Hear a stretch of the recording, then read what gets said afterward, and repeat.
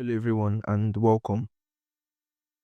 In this video, I will show you how to properly handle and manage addresses or the address type in intelligent smart contracts on the GenLayer network.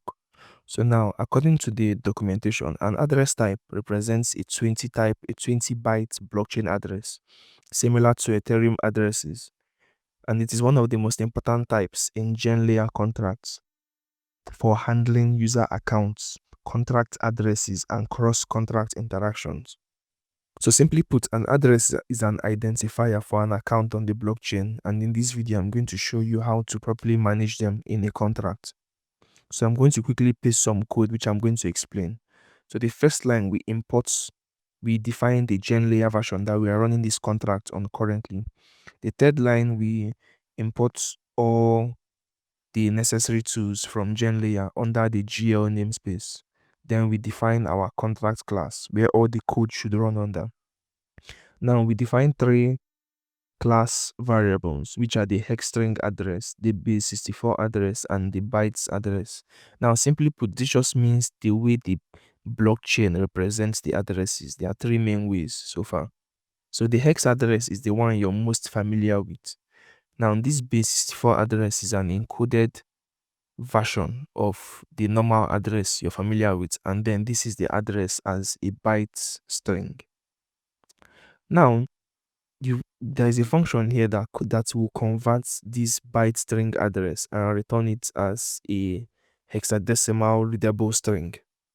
So you can see the function is marked as view, which means the function is a read-only function. It doesn't modify the contract state.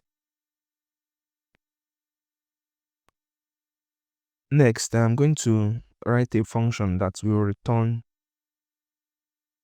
Let me just quickly copy this code. That will return this hex string address as a byte address. So we do that by saying get address. Let's rename this to get address bytes. And we say self dot hex string address dot, this is telling the blockchain to return it as bytes.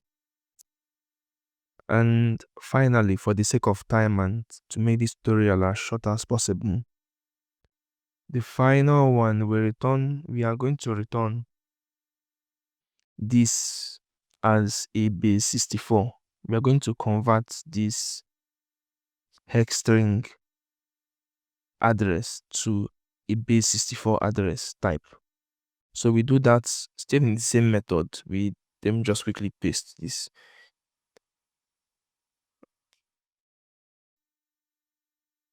And we say 64.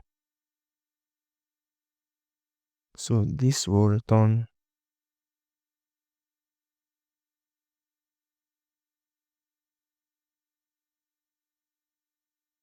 as B64. So far, these are the ways which you can represent an address in a contract. Firstly, as a hex string address. Secondly, as a base64 address. And lastly, as a byte string. Now, the choice is yours because the first one is mostly preferred to show to the users. But for the sake of encryption and I'll say encoding, like to manage space and do other things, depending on what it is exactly you want to do, you can pick either of the formats. So I'm just going to quickly confirm that this code actually works by checking, and you can see it works. There are no issues currently in the code. So we're going to quickly deploy this.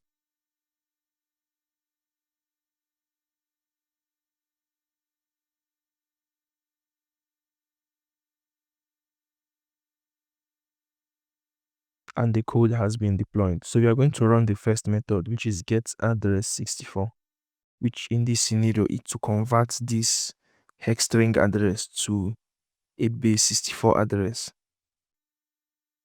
So you can see this is what was returned from the contract, a base64 address. Next, we have the get address as bytes.